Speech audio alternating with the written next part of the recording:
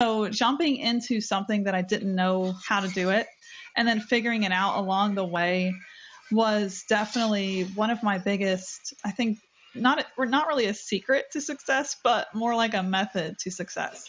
So, that kind of opens the door though for you to learn by failure when you really don't know what you're doing and you jump into it and you just figure it out. So I think one of my biggest obstacles has been learning how to hire the right people.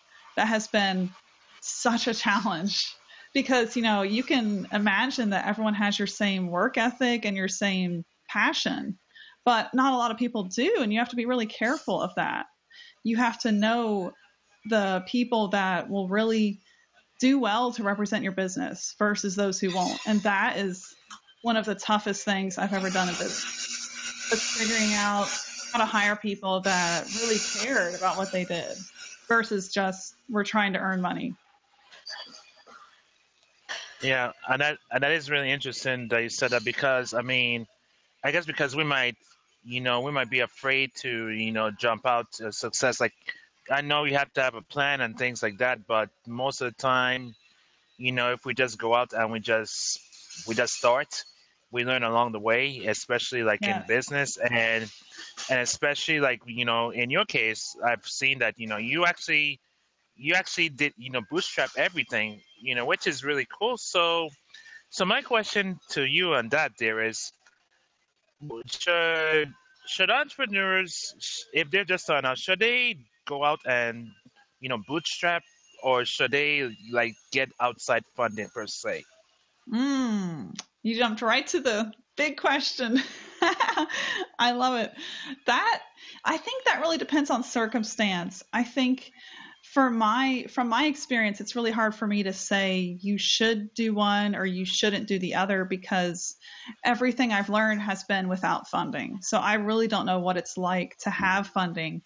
But I've talked to many business owners, and what they tell me about funding is that if you don't have a clear plan on what you're doing with, let's say it's a couple million that you're going to get, if you don't have a clear plan on what exactly you're doing with that money, it really won't do you any good because you learn how to kind of just sit back and not work really hard to be the leader in your industry. Whereas, if you're fighting for a paycheck, which I have been all of my 6 years, that kind of drives you to create the best product, be the best authority in your niche. So I feel like that drive really comes from, well, I have to make money and I have to figure this out. Whereas if you have a lot of funding and you're okay with money, you're not really driven to create the best service or the best product.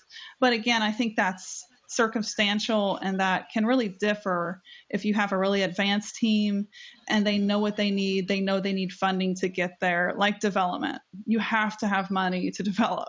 Otherwise, you're not going to succeed. So that's definitely circumstantial, but hopefully that was helpful.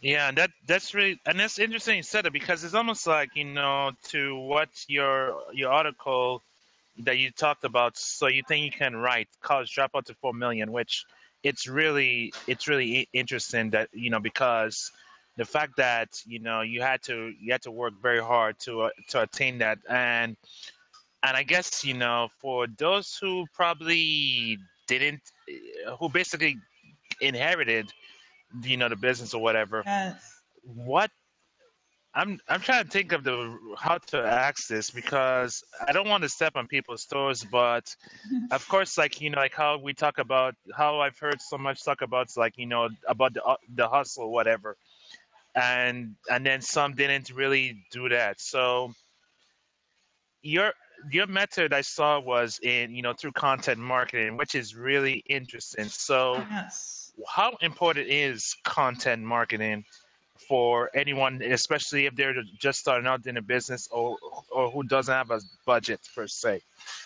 Great, great question. Well, I think that content marketing is a huge channel, especially if you don't have a lot of capital. And there's been big brands that are actually testing with their ad budget directly against content marketing. Kraft is one of them. And they found that content marketing returns 4 times on investment versus like putting a traditional paid ad out there. So like from the beginning, content marketing is worth so much more. But what you want to do, and the basis of really making that return when you set up your content marketing, is you want to find the right audience, and you really want to grab their attention. Because if you're speaking to everyone in front of you, the return is so low, and you're paying a lot of money to get that content out there. And then if it doesn't reach the right people, it just falls flat. So you really have to speak to the right people and go from there when it comes to your content. And that is like the biggest starting point for any entrepreneur, anyone who's looking to set up their content marketing. Who are you talking to? And then on top of that, knowing what you have to say that's different from everyone else out there. Because if you're just rehashing the same exact values, principles, you're not really going to stand out. So you have to know what you're saying in conjunction with who are you talking to and how can you really reach them. So that's a really great way to stand out with your content marketing. And then I think along with that, and I just spoke about this on my new YouTube show, is consistency. And like what you're doing is awesome. You know, you're doing this week after week. And I think a lot of content marketers, when they start, they drop off too early because they don't see the return overnight. And that is like one of the hugest obstacles, is we kind of look for that return immediately. And when it doesn't happen, we get so discouraged. But with content marketing, you have to hang in there. And that's hard for me, like doing this 6 years. It is still hard for me to wait around and see the return. But you have to do that when you're a content marketer. You have to consistently put out the right content. I definitely agree with that. And it's almost like, at the same time, like, like say if you're trying to quote unquote get press for your business or whatever, it's like your own it's almost like, you have to become a quote unquote media company at the same time to attract the media per se. And Right. if you're putting out content per se. Yes, I think, a quick way to jump over that hurdle, and that's very true, because when you create content like a podcast, especially anything that has live streaming, video, audio, that's really hard to produce and then put on a channel. It's not easy. You have to be like a one-man show to do that. That's how I feel with my podcast, and I'm sure you feel the same way sometimes. It's a lot to execute. But in the beginning, when I really didn't have in the beginning, I was with Express Writers. I was writing our clients' content. I was marketing myself. I was sending like 200 emails a day. So I didn't have the time to produce that one-man show.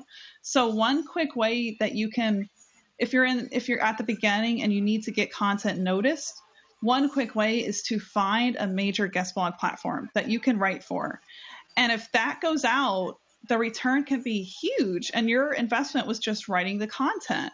So if you can create something that's really thought leadership and then put it on a major platform, get it editorial approved, approach that editor, that can be a quick way to jump over putting together a media company, because that's what it feels like when you have to produce something sometimes. But that's a quick tip I would add in there for people that are starting out.